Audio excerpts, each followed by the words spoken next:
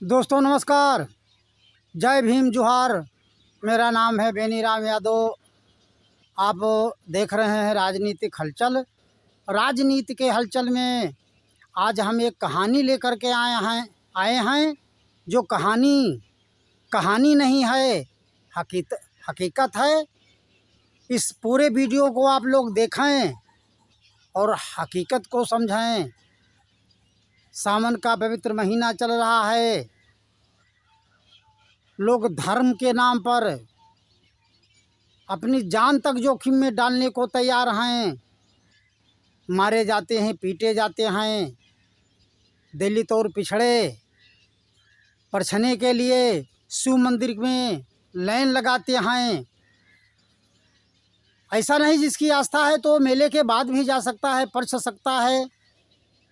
हमको कोई इतराज़ नहीं है इसे, लेकिन धर्म के नाम पर मंदिरों के सहारे जो शोषण हुआ है, हम बात इसके ऊपर करेंगे। दोस्तों,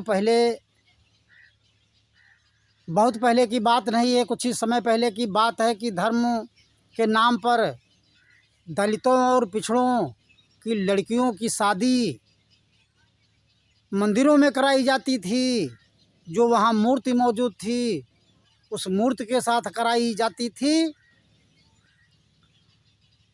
और दास प्रथा थी। उस दास प्रथा के तहत लड़कियों की शादी उस मंदिर के मूर्ति के साथ करा दी जाती थी। और फिर वो लड़की मंदिर में रह जाती थी। दोस्तों, फिर वहाँ जो पंडित पुजारी होते थे, वह उन्हीं लड़कियों का शोषण करते थे और फिर उन्हीं लड़कियों के सहारे अपना परिवार बसाते थे।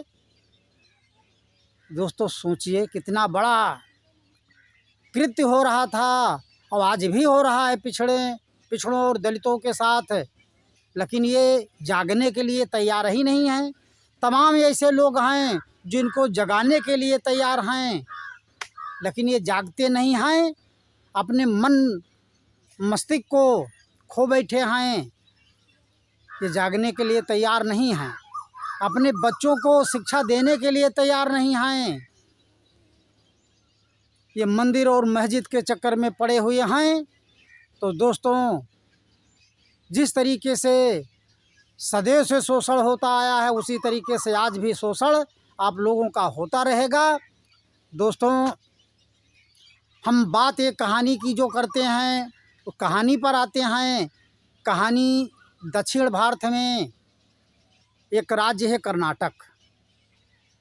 कर्नाटका में एक दक्षिण ज़िले में, कन्नड़ ज़िले में एक मंदिर है जिसका नाम है धर्मस्थला मंदिर। और वो शिव जी का मंदिर है। उसका पूरा नाम है मंजूश्वरनाथ मंदिर। दोस्तों, ये मंदिर दक्षिण भारत में कर्नाटक राज्य में धर्मस्थला मंदिर भारत के कर्नाटक में दक्षिण कन्नड़ा ज़िले में मौजूद है। 800 साल पुराना मंदिर है ये। और मंगलुरु के पास नेत्रवती नदी के किनारे ये मंदिर स्थित है। दोस्तों, नेत्रवती बंगलुरु की एक नदी है और नेत्रवती नदी के किनारे ये धर्मस्थला मंदिर, जिसे मंजूश्वरनाथ कहते हैं, स्थित है। और इस मंदिर के जो पुजारी हैं, वह तो हिंदू धर्म के तहत वहाँ पूजा करते हैं, क्योंकि शिव जी का मंदिर है। और जो इसकी ट्रस्ट है, जो इस मंदिर को चलाते हैं, वह जैन धर्म से ताल्लुक़ रखते हैं और बहुत पावरफुल लोग हैं इस मंदिर में। दोस्तों, यहाँ इतनी लड़कियों का शोषण किया गया, इतनी की लड़कियों के साथ बलात्कार व्यभिचार किया गया, और फिर उन्हें विभिन्न प्रकार की यातनाओं को दे करके उन्हें मार डाला गया। दोस्तों, खबर तो है कि यहाँ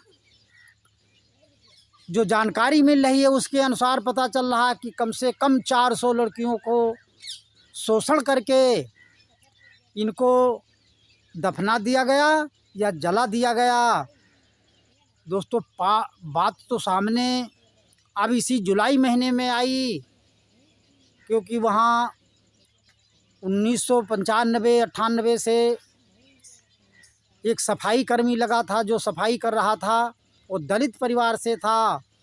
उसका नाम अभी क्या था खुलकर नहीं आया है। दोस्तों, 1998 से 2014 तक उन्हें सफाई कर्मी के रूप में उस मंदिर ट्रस्ट के तहत उसने काम किया, और उसी समय ऐसी ऐसी घटनाएं घटी जिनको वो सफाई कर्मी दलित परिवार से था, वो देख करके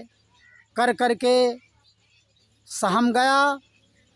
दोस्तों, वहाँ से कुछ दिन 19 साल काम करने के बाद वो फिर वहाँ से फरार हो गया, अपना परिवार लेकर के दूसरी जगह दूसरे शहरों में चला गया। दोस्तों, उसने एक चिट्ठी लिखी सुप्रीम कोर्ट के वकील को, और उसमें बताया कि 19 साल की नौकरी में हमने सैकड़ों लाशों को अपने हाथों से दफनाया है, या तो जलाया है या दफनाया है। वहाँ उन लड़कियों के साथ बलात्कार किया गया और विभिन्न प्रकार की उनको यातनाएं दी गईं। उनके शरीर में इतनी चोटें, इतनी खरोंचें मिलीं। किसी लड़की के अंग पे कच्छा था और किसी लड़की के अंग पे कपड़ा, कोई भी कपड़ा नहीं था।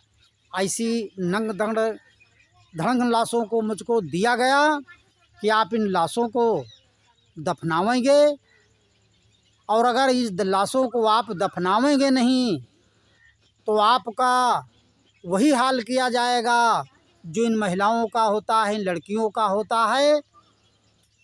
उन्होंने बताया है,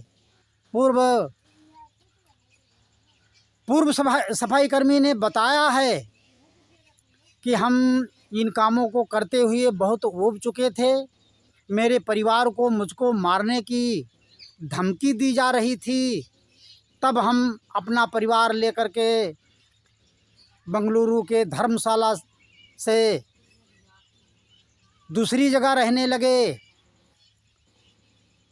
दोस्तों, उसने खुलासा करते हुए एक चिट्ठी सुप्रीम कोर्ट के वकील के माध्यम से उन्होंने उन लाशों के चित्र दर्शाए। कुछ हड्डियों को उन्होंने खोदा था, वहाँ से उनको भी दिखलाने का प्रयास किया। दोस्तों, भारी सुरक्षा के बीच वो अदालत में पेश किया गया उसको। अब उसकी नकाबपोशी ऐसी की गई कि उसका कोई अंग दिखाई नहीं दे रहा है। अब उसकी केवल हाथ की उंगलियां दिखाई देती हैं और कोई अंग दिखाई नहीं देता है। उसको ऐसा छुपाया गया है। ऐसे छुपाए जाने का कोई कारण होगा, क्योंकि जो आँखें हैं उसके सामने कपड़े में थोड़ी सी सुराख बनाई गई है, उसी से देखता है।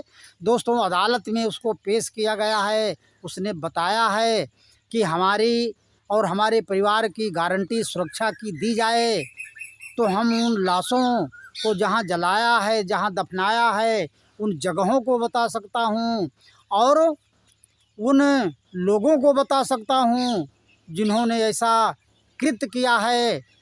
तो दोस्तों, देखिए, धर्म के सहारे, मंदिरों के सहारे, हमारी बच्चियों के साथ, हमारी महिलाओं के साथ कितना बड़ा शोषण हो रहा है, कितना बड़ा अन्याय हो रहा है, और आप धर्म के नाम पर अपना जीव देने को तैयार हैं।